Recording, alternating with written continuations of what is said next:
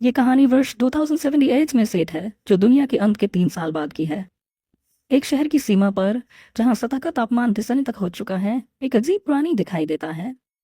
फिर हमें हमारा मुख्य पात्र दिखता है, जो एक विशाल आग तत्व वाले राक्षस, जिसे डीक्लॉस हेलहाउंड कहा जाता है, से मुकाबला कर रहा है। उसके छुपे हुए साथी चिल्लाते हैं कि वो जल्दी से इस प्राणी को खत्म करे, क्योंकि उसने पिछली बार निशाना चूक दिया था। लेकिन तभी वह राक्षस पूरी ताकत से उस पर हमला करने के लिए दौड़ता है, और हमारे युवा नायक के पास कोई विकल्प नहीं बचता।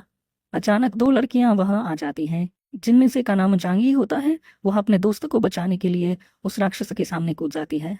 इस वजह से हिलहाउंड को उसकी आंख में गंभीर चोट लगती है, और वो और भी ज्यादा गुस्से में आ जाता है। अब दोनों लड़कियों को अपना अगला निशाना बना लेता है। गुलाबी बालों वाली लड़की डर के मारे कांपने लगती है, क्योंकि राक्षस उसकी तरफ झपटता है।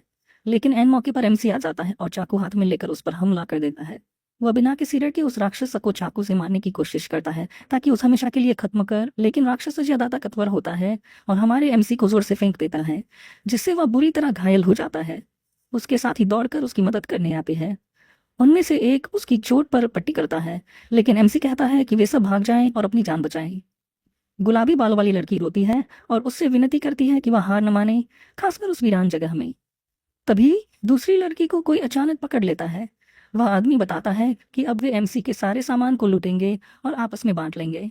ये वही दो साथी थे जिन्होंने उन्हें धोखा दिया था। उपकप्तान कहता है कि उस पर दवा बर्बाद करने का कोई फायदा नहीं है। उस युवती को बहुत गुस्सा आता है, और वह चिल्लाकर कहती है कि उन्होंने उन्हें कई बार बचाया है और अब उन्हें इस तरह छोड़ना गलत है। लेकिन वह धोखेबाज उसकी बात अनसुनी कर देता है और कहता है कि कप्तान के बैग में तो पानी और खाना भी ढंग से नहीं बचा। फिर वह एक घिनौनी मुस्कान के साथ कहता है कि इस नए युग में एक सामान्य इंसान बिना किसी ताकत के सिर्फ बोझ बन चुका है। वह एमसी की टूटी हुई बंदूक को लात मारते हुए कहता है कि अब वह किसी काम का नहीं रहा। फिर वह लड़की को पकड़कर घसीटने लगता है और कहता है कि अगर वे उसके साथ चले तो शायद सेना का कोई बड़ा आदमी उन्हें पसंद कर ले। यह सुनकर युवती गुस्से से भर जाती है और उसे जोर का एक लात मारती है। उसे कायर और गद्दार कहती है। उसी समय गुलाबी बालों वाली लड़की भी प्रतिरोध करती है और दूसरे आदमी का हाथ काट खाती है। लेकिन वह धोखेबाज उसे जमीन पर पटक देता है और कहता है कि अब जब उसका रक्षक चला गया है तो वह पूरी तरह से उसके काबू में है। वह उसे गला घोंटने लगता है, लेकिन वह लड़की जमीन पर पड़ी होने के बावजूद हार नहीं मानती और उसे कोसती है कि उसका भी अंत बहुत बुरा होगा। वह उसकी आंखों में घूरती है और कहती है कि जो करना है कर लो, मैं हार नहीं मानूंगी। वह अपने दिल में एमसी का नाम पुकारती है। तभी अचानक कुछ जोर से उस धोखेबाज के चेहरे पर जाकर लगता है और उसे जमीन पर फेंक देता है। घायल पड़े धोखेबाज को समझ नहीं आता कि ये क्या था और किसने उसे इतनी जोर से मारा। सभी के लिए ये चौंकाने वाला था कि हमारा मुख्य पात्र इतनी गंभीर हालत में भी उठ खड़ा होता है। उसका पुराना साथी हैरान रह जाता है जब वह देखता है कि यांग युआन अब भी जिंदा है और उसे क्रोध भरी नजरों से घूर रहा है। लड़कियां अपने लीडर को दोबारा देखकर खुशी से भर उठती हैं, जबकि गद्दार साथी डर के मारे घबरा जाते हैं। यांग अपनी टूटी हुई बंदूक उन पर तानते हुए कहता है, मेरे साथियों को अभी छोड़ दो। वाइस कैप्टन माहौल को शांत करने की कोशिश करता है, लेकिन अब यांग के चेहरे पर कोई नरमी नहीं बची होती। इसी बीच दूसरा गद्दार चुपचाप जमीन से एक पत्थर उठाता है और यांग पर वार करने की तैयारी करता है। वह पत्थर उठाकर ताना मारता है, इतनी अच्छाई, इस तबाही में दो जूतों जैसे बन गए हो। लेकिन यांग बिना किसी झिझक के ट्रिगर दबा देता है। पहली गोली सीधी उस आदमी को लगती है और वह तरपता हुआ नीचे गिर जाता है। दूसरी गोली वाइस कैप्टन को लगती है और वो भी दर्द में चिल्लाता है, बिल्कुल वहां जहां सूरज की किरणें भी न पहुंचे। दोनों गद्दार चीखते चिल्लाते भाग खड़े होते हैं, यांग को गालियां देते हुए। लेकिन यांग शांत होकर कहता है, जिस यांग युआन को तुम जानते थे वह अब नहीं रहा। सारा तनाव खत्म होने के बाद वह थक कर बैठ जाता है और कहता है, अब मुझ में जरा भी ताकत नहीं बची। एक साथी उसे गले लगा लेती है और रोते हुए कहती है, मैं जानती थी तुम हमें छोड़ने वाले नहीं हो। फिर अचानक यांग के सीने पर एक चमकता हुआ निशान उभर आता है। वह कहता है कि असल में वो मर ही गया था, लेकिन कुछ अलग हुआ। फ्लैशबैक में वह बताता है कि आखिरी पल में उसमें एक एबिलिटी जाग गई थी। उसी क्षण एक सिस्टम ने उसे पहचान लिया और मृत्यु से ठीक पहले उसे पुनर्जीवित कर दिया। लड़कियां उसकी गर्म त्वचा महसूस करके समझ जाती हैं कि वह अब एबिलिटी यूजर बन चुका है। फिर अचानक एक सिस्टम विंडो खुलती है, जिसमें लिखा होता है, दुश्मन पर विजय +1 एक्सपीरियंस पॉइंट। यांग थोड़ा भ्रमित होता है और सोचता है ये एक्सपीरियंस पॉइंट क्या होते हैं। सिस्टम बताता है कि वह आइटम एक्सपीरियंस और पर्सनल एक्सपीरियंस जमा करके आइटम्स को अपग्रेड कर सकता है। इस बीच जिस हेलहोन से उन्होंने पहले लड़ाई की थी वह वापस अपनी गुफा की ओर बढ़ रहा होता है। यांग खड़ा होता है और कहता है अब डरने की ज़रूरत नहीं, मैं तुम्हारी रक्षा कर सकता हूँ। फिर हमें जानकारी दी जाती है कि इस दुनिया में मॉन्स्टर्स को 5 क्लास और विभिन्न एलिमेंट्स में बांटा गया है। इनमें सबसे शक्तिशाली है हाबा, जो उड़ सकते हैं और सब कुछ तबाह कर सकते हैं। यांग सोचता है अगर मैं एक डी क्लास मॉन्स्टर को नहीं हरा पाया तो हाबा से कैसे लड़ पाऊंगा। कहीं दूर हेलहाउंड को खिलाया जा रहा होता है और वहीं गद्दार साथी अपनी योजना पर जश्न मना रहे होते हैं। उनकी चाल थी कि हेलहाउंड को फिर से यांग की ओर खींच लाएं ताकि बदला भी लिया जा सके और खुद को समय भी मिल सके। अब हेलहाउंड गुस्से भरी नजरों से यांग और उसके साथियों की मौजूदगी को महसूस करता है और पूरी रफ्तार से उनकी ओर दौड़ पड़ता है। तीनों कोने में फंस चुके होते हैं और भागने का कोई रास्ता नहीं बचा होता। लड़कियां डर से कांप रही होती हैं लेकिन यांग शांत और आत्मविश्वासी दिखता है। वह पहले कुछ छोटे मॉन्स्टर्स को गोली मारता है, हर एक पर एक शॉट 1 एक्सपीरियंस पॉइंट, और इस बार वह 5 पॉइंट्स हासिल करता है। फाइट करते हुए यांग पुष्टि करता है दुश्मनों को मारने से मेरी पिस्तौल को आइटम एक्सपीरियंस मिलता है। वह कुल 6 शॉट्स फायर करता है, हर शॉट पर हथियार को 1 एक्सपी मिलता है। अब जब उसकी पिस्तौल का एक्सपीरियंस मैक्स आउट हो चुका है वह उसे अपग्रेड करने की कोशिश करता है, लेकिन स्क्रीन पर एक एरर मैसेज आता है, कैरेक्टर लेवल बहुत कम है, आइटम अपग्रेड नहीं हो सकता। दोस्तों को समझ नहीं आता और वे चिल्लाते हैं इतनी मुसीबत में भी कूल बनने की क्या ज़रूरत है। तभी यांग को एहसास होता है मुझे खुद का लेवल बढ़ाना होगा, तभी मैं अपने आइटम अपग्रेड कर पाऊंगा। बिना हिचक के वह लेवल अप करता है और उसकी स्क्रीन पर आता है लेवल 2 अपग्रेड तैयार है। अब जब यांग युआन का लेवल काफ़ी ऊंचा हो चुका है वह अपनी पिस्टल को अपग्रेड करता है। हथियार अब बेहद शक्तिशाली और नया रूप ले चुका है। अपग्रेडेड पिस्टल से वह एक विशाल एनर्जी ब्लास्ट करता है जो सीधे हेलहाउंड पर गिरता है। चेहरे पर आत्मविश्वास भरी मुस्कान लिए वह अब इस राक्षस को हमेशा के लिए खत्म करने को तैयार होता है। दूरी से गद्दार ये सब देखकर दंग रह जाते हैं। वे सोचते हैं कि यांग अचानक इतना ताकतवर कैसे हो गया। उन्हीं में से एक के दिमाग में एक शातिर योजना आती है, अगर उसने कुछ नहीं किया तो वे सब मारे जाएंगे। सीन कट होता है और हम वियांग सिटी क्षेत्र में एक सर्वाइवर कैंप देखते हैं। यांग वहां पहुंचता है और किसी चीज पर कदम रखते ही उसे तोड़ देता है। वह थका हुआ दिखता है लेकिन कहता है कि अब वे लगभग अपनी मंजिल पर पहुंच चुके हैं। उसके साथी भी शिकायत करते हैं कि वे 2 दिन से लगातार चल रहे हैं और थक चुके हैं। यांग कहता है कि अभी इस बेस पर आराम कर सकते हैं और अपने अनुभव स्तर को बढ़ा सकते हैं। गुलाबी बालों वाली लड़की डरते हुए पूछती है कि क्या वे इस कैंप में सुरक्षित रह सकते हैं। यांग से समझाता है कि आर्मी बेस सभी सर्वाइवर्स को अपने अंदर लेने के लिए बाध्य होते हैं। कुछ स्थानीय लोग पास आते हैं और पूछते हैं कि क्या वे मॉन्स्टर मीट के बदले को सामान लेते हैं। जूते और कुकीज ऑफर करते हैं लेकिन यांग राक्षस की टेनन को देने से मना कर देता है। तभी एक कलर की भीड़ में किसी को पहचान जाती है और उसका नाम पुकारती है। वह व्यक्ति शर्माता हुआ पास आता है और खाने की मांग करता है। लड़की गुस्से में आ जाती है और कहती है कि उसे यांग का नाम लेने का भी अधिकार नहीं है। तभी दूसरा गिरदार भी सामने आता है, सब कुछ अपने साथी पर पकड़ माफी मांगने की कोशिश करता है। वह झूठ बोलता है कि वाइस कैप्टन ने उन्हें धोखा दिया और यांग को पीछे छोड़ने की साजिश रची। वह बताता है कि लाइनगांव ने एक एलीट मॉन्स्टर को चुराया और उसे अकेले इस्तेमाल किया। उस कोड की मदद से वह अब एक अधिकारी बन चुका है और पुराने साथियों को पहचानने से इनकार करता है। सभी हैरान रह जाते हैं जब यांग मदद करने की बात करता है, लेकिन उसका दोस्त कहता है कि यह गद्दार मदद के लायक नहीं है। गद्दार राहत की सांस लेता है और सोचता है कि यांग अभी पुराना ही है जो किसी से बदला नहीं लेता, लेकिन यांग उसे पकड़ लेता है और एक अजीब सौदा कहता है। वह ठंडी नजरों से कहता है अगर तू मेरे लिए जख्मी हो जाए तभी तुझे मीट मिलेगा।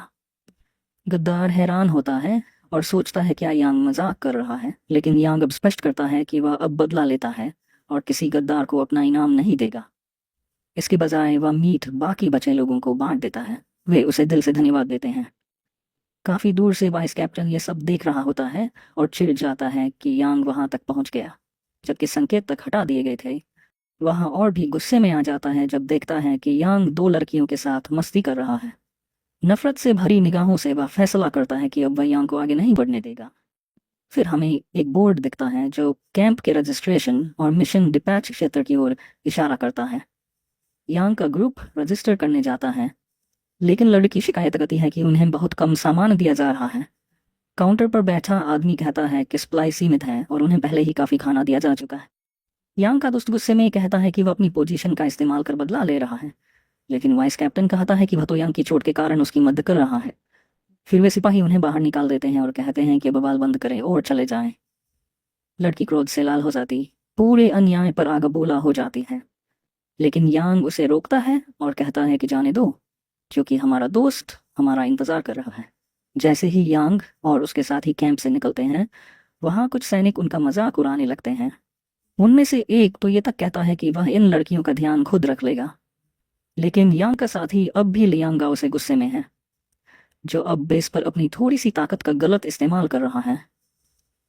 यांग तय करता है कि अब उन्हें यह जानना होगा कि उसका पूर्व वाइस कैप्टन आखिर योजना क्या बना रहा है। वे अलग अलग दिशाओं में बढ़ जाते हैं, लेकिन एक गद्दार दूर से उन्हें देखकर शातिर मुस्कान देता है। इसी बीच कैंप में गुलाबी बालों वाली लड़की मीट पका रही होती है, जो बेहद स्वादिष्ट दिख रहा है। तभी कुछ मर्द आकर धमकाते हैं कि वह मीट उन्हें दे दे। वे कहते हैं कि उसे पैक करके लियांगाओ के पास ले जाना है, लेकिन लड़की साफ मना कर देती है। तभी उनमें से एक आदमी उसे जोर से धक्का देता है, जिससे वह जमीन पर गिर जाती है। बाकी बचे लोग बस डर के मारे देखते रहते हैं। किसी में इतनी हिम्मत नहीं कि वह मदद करे। वह आदमी लड़की को चिढ़ाते हुए कहता है कि जोर से चिल्ला, देखते हैं तेरा रक्षक तुझे बचाने आता है या नहीं। पर तभी एक जोरदार हमला उसके सिर पर होता है, जिससे वह जमीन पर गिर पड़ता है। यांग बिल्कुल समय पर वहां पहुंचता है। उसके चेहरे पर गुस्से से भरी नजर होती है। हमलावर डरते उठता है और कहता है कि आर्मी बेस में किसी को चोट पहुंचाना गैरकानूनी है। वह डरते डरते पीछे हटता है। उसके सिर से खून बह रहा होता है। यांग उसे ठंडी नजर से घूरते हुए कहता है कि जिसे चाहेगा उसे मारेगा।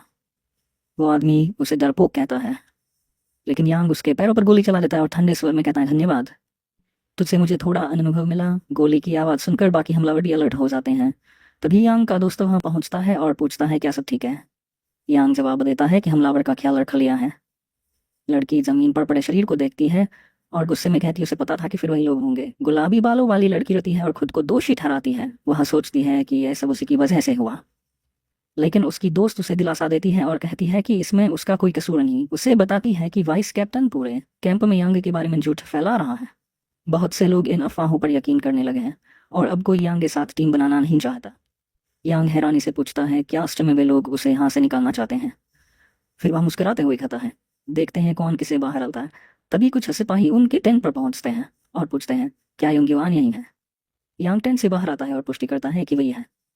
सैनिकों का कप्तान बताता है कि वे अनुशासन समिति से हैं और यांग ने नियमों का उल्लंघन किया है। लड़की हैरान होकर पूछती है कि यह सब क्या हो रहा है, लेकिन सैनिक पास आने लगते हैं। यांग तुरंत प्रतिक्रिया देता है और अपने दोस्तों को बचाते हुए सिपाहियों को पीछे धकेल देता है। अब वह उनके सामने खड़ा होता है और सिपाही उसे घेर लेते हैं, हथियार ताने हुए। कप्तान चेतावनी देता है कि अगर यांग ने विरोध किया तो इसके गंभीर नतीजे होंगे। यांग खुद का बचाव करते हुए कहता है कि उसने खुद को लूट और हमले से बचाने के लिए जवाब दिया था। हमलावर झूठ बोलते हैं कि वे तो बस यह देखने आए थे कि इस पर ठीक है या नहीं। एक और आदमी कहता है कि यांग बिना कारण ही गुस्से में आकर गोली चलाने लगा। गुलाबी बालों वाली लड़की अपनी चोट दिखाती है और कहती है कि उन लोगों ने उसका मीट छीन लिया और हमला किया, लेकिन वे आदमी झूठ बोलते हैं कि लड़की ने खुद को चोट पहुंचाई ताकि वे लोग फंसाएं। यांग हस्तक्षेप करता है और कहता है कि वे इतनी छोटी सी चीज के लिए चोरी नहीं करते। यह सब वाइस कैप्टन की साजिश है जो उससे बदला लेना चाहता है। कप्तान अब नाराज हो जाता है और यांग की गिरफ्तारी का आदेश दे देता है। यांग विरोध करता है, लेकिन अब सिपाही उसे घेर चुके होते हैं। हमारा युवा नायक चिल्लाता है कि उसके पास सभी को दिखाने के लिए और भी सबूत हैं। वाइस कैप्टन संकोच करता है और कहता है कि उसने पहले ही जांच की थी और यहाँ कोई सुरक्षा कैमरे नहीं है। लेकिन यांग युआन ये खुलासा करता है कि उनका मांस चिह्नित है और एक त्वरित खोज से सब कुछ स्पष्ट हो सकता है। वाइस कैप्टन के सैनिक खोजबीन करने से इनकार करते हैं और यांग को इस पर गुस्सा आ जाता है। वह एक शक्तिशाली किक मारता है जिससे जमीन टूट जाती है और सैनिकों को धमकाता है कि वे सब कुछ सामने आने से डर रहे हैं।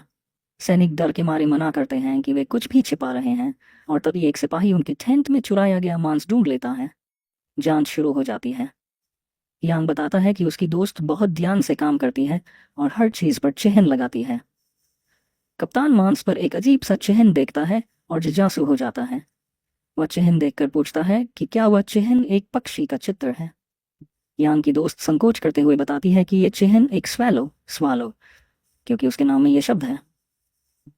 वाइस कैप्टन के सैनिक खुद को बचाने की कोशिश करते हैं, ये कहते हुए कि यह उनका चिन्ह है। लेकिन यांग की दोस्त उनका सामना करती है और पूछती है कि उन्होंने उसका नाम मांस पर क्यों उकेरा। वाइस कैप्टन कुछ नहीं बोल पाता और उसे समझाने के लिए शब्द नहीं मिलते। कप्तान गुस्से में आता है और अपनी मसल्स पावर का इस्तेमाल करके वाइस कैप्टन पर हमला कर देता है। वह चेतावनी देता है कि अब कभी भी उसे समय बर्बाद न करे, नहीं तो वह उसे माफ नहीं करेगा। कप्तान एक शक्तिशाली प्रहार करता है जिससे वाइस कैप्टन जमीन पर गिर जाता है और उसके झूठ के लिए सजा दी जाती है। वाइस कैप्टन जमीन पर पड़े हुए यांग को धमकाता है, कहता है कि एक दिन वह यांग को अपने हाथों में पाएगा। यांग उसे गंभीरता से घूरते हुए कहता है कि वह उस दिन का इंतजार करेगा। अब वे अपने टेंट में वापस आकर चर्चा करते हैं। यांग की दोस्त पूछती है कि अब क्या करेंगे, क्योंकि उन्हें लियांगाओ से अभी भी मिशन लेना है। यांग अपने दोस्त से कहता है कि वह कुछ कर रहा है और एक रहस्यमय मुस्कान के साथ जवाब देता है। वह बताता है कि वह उसकी दोस्त के लिए एक हथियार बना रहा है ताकि वह भविष्य में लियांगाओ के हमलों से खुद को बचा सके। यांग की दोस्त खुशी से आभार व्यक्त करती है और उसे धन्यवाद देती है। वह हथियार को देखकर बहुत खुश होती है, उसकी आंखें चमक उठती हैं। यांग एक कलाई पर चढ़ने वाला क्रॉसबो बना लेता है और उसे तैयार करता है। इस पर उसे एक अनुभव बिंदु मिलता है। गुलाबी बालों वाली लड़की हथियार को देखकर बहुत प्रभावित होती है और यांग की तारीफ करती है। वह क्रॉसबो का परीक्षण करती है और एक बोल्ट दीवार में धंस जाता है, जिससे लड़कियां हंस पड़ती हैं। हालांकि ये हथियार कमजोर है। लड़की कहती है कि वह वास्तव में उसे पसंद करती है और ये बेहतरीन है। यांग समझता है कि ये क्रॉसबो अब भी उतना अच्छा नहीं है और इसे अपग्रेड किया जा सकता है। हथियार को अपग्रेड करने के बाद यांग अपनी कलाई पर चढ़ने वाला क्रॉसबो दिखाता है, जो अब लेवल 2 पर पहुंच चुका है और पूरी तरह से तैयार है। यांग की दोस्त टिप्पणी करती है कि अब यह गियर बहुत कूल दिखने लगा है और उसे टेस्ट करने के लिए कहती है। लड़की थोड़ी शंका के साथ अपग्रेडेड क्रॉसबो को लक्ष्य बनाती है ताकि ये देख सके कि क्या यह सच में काम करता है। वह एक शक्तिशाली शॉट चलाती है जो कैंपर ग्राउंड में एक बड़ा निशान छोड़ देती है। लड़की बहुत प्रभावित होती है और क्रॉसबो की शक्ति और रेंज को देखकर बेहद खुश हो जाती है। वह यांग का धन्यवाद करती है और उसकी दूसरी दोस्त भी इसी हथियार की मांग करती है। यांग एक शरारती मुस्कान के साथ सोचता है कि यह एक और तरीका है अनुभव प्राप्त करने का और सहमति देता है।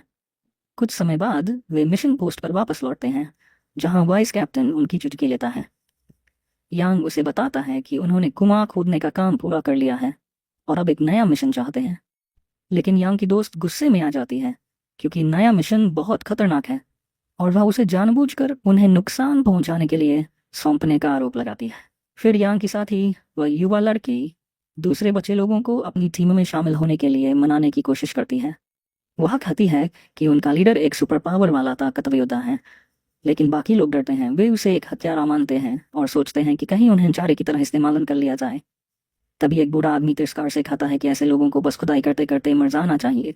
दोनों लड़कियां इस पे बुनियादारों पर गुस्से में चिल्ला पड़ती हैं। यह सब एक साजिश थी, हमें फंसाया गया है।